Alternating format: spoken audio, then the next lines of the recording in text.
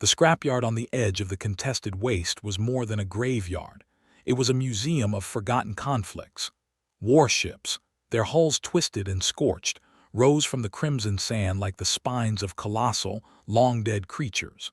The air was thick with the metallic tang of corrosion and old fire. Raven had learned early in life that the rarest discoveries were never in the open, but in places others feared to tread.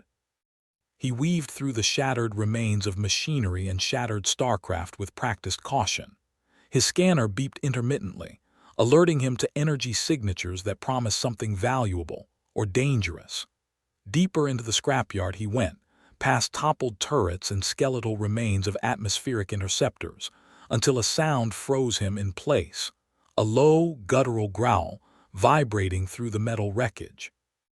Raven's hand instinctively went to the plasma cutter at his hip. He knew that sound well, a dragon moving silently through twisted steel, and then he saw it. In a narrow clearing, lit by the fading light of the twin suns, crouched a creature no bigger than a fox. Its scales flickered like molten bronze and gold. It was a hatchling. Its eyes glowed like liquid amber, ancient and intelligent beyond its size. They locked onto Raven, and he took an instinctive step back. But this dragon didn't hiss or bare its teeth in aggression. Its fear was directed elsewhere. Raven's gaze followed the dragon's attention to the object clutched protectively in its tiny talons. A toy, a scaled-down replica of an old Terran atmospheric plane. The paint was chipped, one wing broken and the propeller bent at an odd angle, yet to the dragon it was a treasure. "Easy, little one," Raven said softly, crouching down and keeping his movements slow. "I'm not here to take it." The hatchling Pyrrha, as Raven would later learn it preferred, emitted a soft hiss, curling closer to protect its prize. A thin wisp of smoke drifted from its nostrils. Raven had heard the legends. Dragons were supposedly extinct, wiped out in the Great Purge when the Stellar Concord declared them a threat to galactic stability. Their cunning, hoarding instincts and defiance of authority had marked them for elimination. Yet here was living proof that not all had perished. "That's a Skyblade X1, Raven said quietly, nodding toward the toy. "My grandfather flew the originals. They were magnificent like birds made of steel and fire."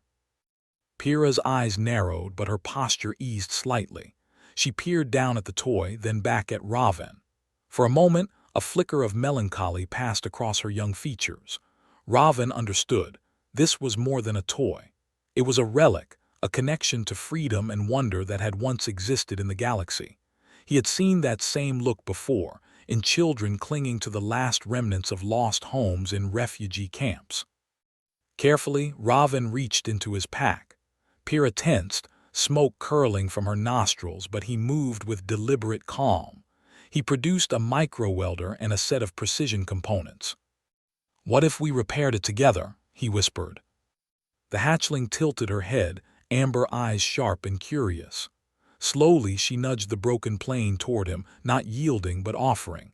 A small act of trust. Raven worked methodically, aware of her watchful gaze.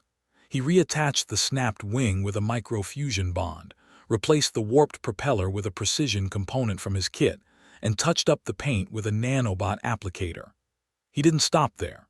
From deep within his pack, he pulled a compact power cell, worth more than most salvage hauls, and carefully integrated it into the toy's core. His fingers danced across the miniature controls, programming a basic flight sequence into its circuits. "Humans," Raven said softly, glancing at Pyrrha, "we may not be the strongest, the fastest, or the fiercest. We can't breathe fire or carry armor on our backs, but we excel at mending what's broken." As the twin suns dipped behind distant dunes, Raven made the final adjustments. The toy plane hummed to life, its propeller spinning with a soft whir. He held it up, watching Pyrrha. "Ready?" he asked. The hatchling trembled with excitement. Raven tossed the plane lightly into the air. For a heartbeat, it hung in stillness, then the micro-repulsors engaged. The Skyblade X1 darted upward, weaving through the wreckage with fluid precision, its propeller catching the last rays of sunlight. For a moment it wasn't a toy. It was a vessel of dreams skimming the heavens. Pyrrha's cry of joy echoed across the scrapyard, not a roar of aggression but pure delight. She leapt after the plane, wings unfurling in her first true flight, tracing an improvised ballet through twisted metal and debris. Raven watched, heart caught in awe. The plane arced back and Pyrrha glided beside it. Both landed near Raven, who knelt down to meet those molten amber eyes. There was something there, beyond species, beyond words, gratitude, wonder, and the first thread of trust. "The galaxy wanted to erase your kind," Raven said quietly.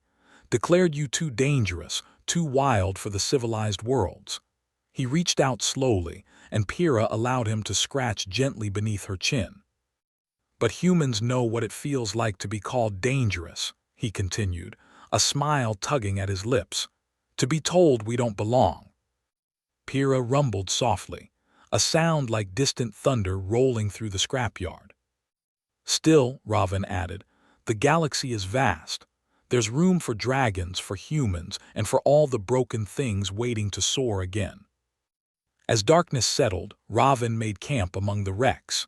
Pyrrha curled up nearby, the repaired toy plane nestled between her claws, propeller turning lazily in sleep mode. For the first time in years, Raven didn't feel alone.